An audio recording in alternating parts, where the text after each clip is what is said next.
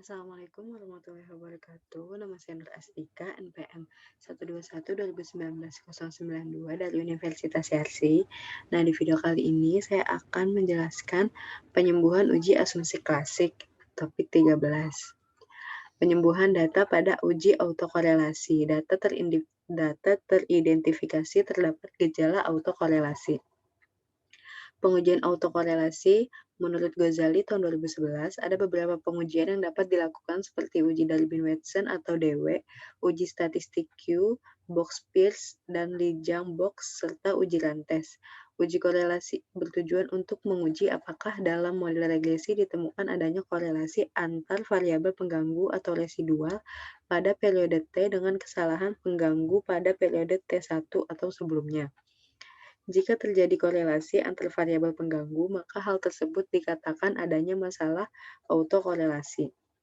Nah, dasar pengambilan keputusan dalam uji autokorelasi Darwin-Watson ini, metode pengujian yang sering digunakan dalam penelitian skripsi kuantitatif adalah dengan uji Darwin-Watson atau uji DW, dengan ketentuan atau dasar pengambilan keputusan sebagai berikut. Yang pertama, jika D atau Darwin-Watson lebih kecil dari DL atau lebih besar dari 4DL, maka H0 ditolak, yang berarti terdapat autokorelasi. Kedua, jika Darwin-Watson terletak antara DU dan 4DU, maka H0 diterima, yang berarti tidak ada autokorelasi. Yang ketiga, jika D atau Darwin-Watson terletak antara DL atau DU atau di antara 4DU dan 4DL, maka tidak menghasilkan kesimpulan yang pasti. Nah, selanjutnya ada kelemahan pengujian autokorelasi pada uji Darwin-Watson.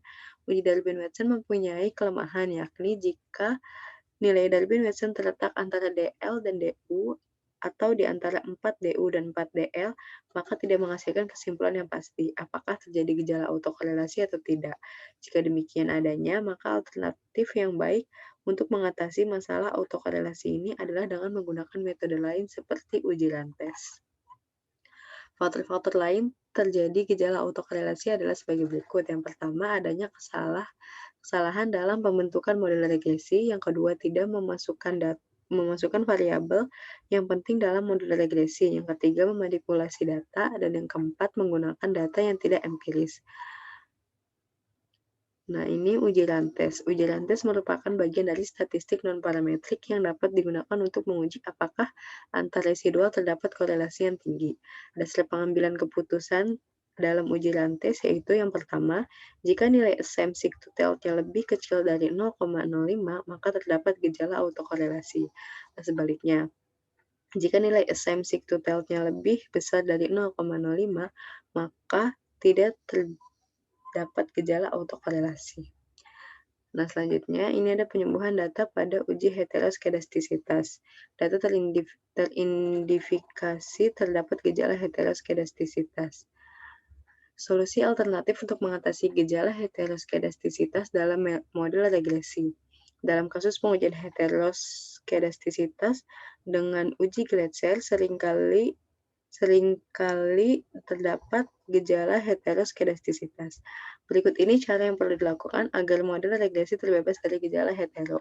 Yang pertama, melakukan alternatif pengujian lain untuk mendeteksi ada atau tidaknya gejala hetero, seperti uji hetero dengan grafik scatter plot, uji Park, dan uji White. Yang kedua, melakukan transformasi data penelitian seperti LN, log10, LAG, dan lain-lain. Yang ketiga, melakukan outlier terhadap data yang ekstrim, atau jika diperlukan, maka tidak boleh menambahkan sampel baru supaya sebaran data menjadi lebih bervariasi atau beragam. Nah, lanjut kita ke sistem SPSS-nya. Nah, di sini sudah ada datanya yang disiapkan. Nah, kita langsung uji autokorelasi yang Darwin-Watson. Kita klik Analyze, lalu Regression, pilih yang linear. Nah, untuk yang independen ini kita masukkan yang IHSG atau Y. Nah, untuk yang independen kita masukkan kurs X1 dan SBI X2. Nah, lalu kita ke statistik. Nah, ini udah benar, tinggal kita tambahin residual yang Darwin-Watson. Langsung continue. Nah, terus ke save. Yang residualnya ini kita checklist unstandardized. Ini kita bisa langsung continue dan langsung oke. Nah, nanti core output-nya seperti ini. Kita bisa lihat di tabel model summary. Nah, di sini kan ada kolom model R, R square, adjusted R square, standard error of the estimates, dan Darby-Watsons. Nah, kita bisa lihat yang kolom Darby-Watsons ini angkanya 1,072. Nah, lalu kita bisa lihat ke tabel DW-nya. Nah, di sini kan K-nya itu kan kita tadi 2 ya, Kak. Itu tuh jumlah variabelnya. Jumlah variabelnya itu kan tadi kita ada X1 sama X2. Nah, untuk yang N-nya ini, N itu jumlah data. Nah, jumlah datanya itu yang tadi ada di SPSS. Itu yang ini, jumlah datanya itu ada 12 kan. Nah, berarti kita bisa lihat di tabel DW ini, kita pilih yang K2, lalu N-nya yang 12. Nah, di sini ketemunya Dabin lower-nya ini 0,8122 dan Dabin upper-nya ini 1,5794. Nah, bisa kita lihat di sini 0,8122 itu kan lebih kecil daripada nilai DW yang tadi di output SPSS yaitu 1,072.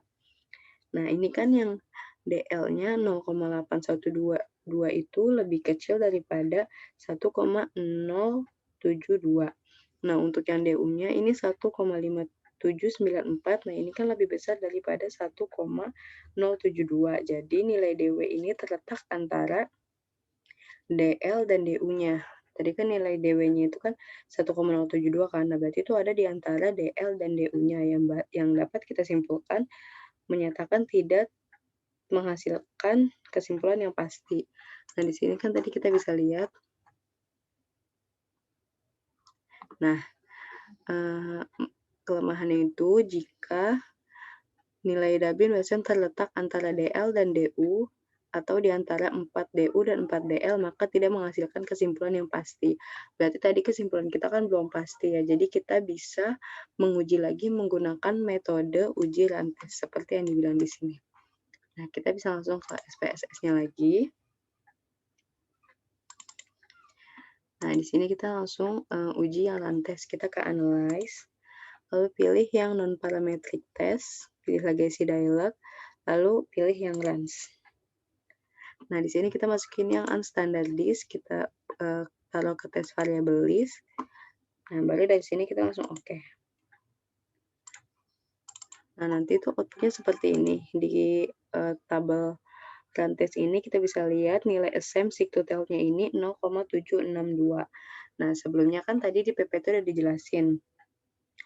0,762 ini kan lebih dari 0,05, maka dalam uji rantes ini dapat dinyatakan tidak terjadi uji autokorelasi. Nah, kita bisa make sure lagi dari sininya. Nah, tadi kan assumption totalnya kita itu lebih dari 0,05 kan, berarti kita pakai yang ini. Jika nilai assumption totalnya lebih besar dari 0,05, maka tidak terdapat gejala autokorelasi. Oke, sekian dulu untuk penjelasan pertemuan ke-13 ini. Semoga dapat dimengerti. Wassalamualaikum warahmatullahi wabarakatuh.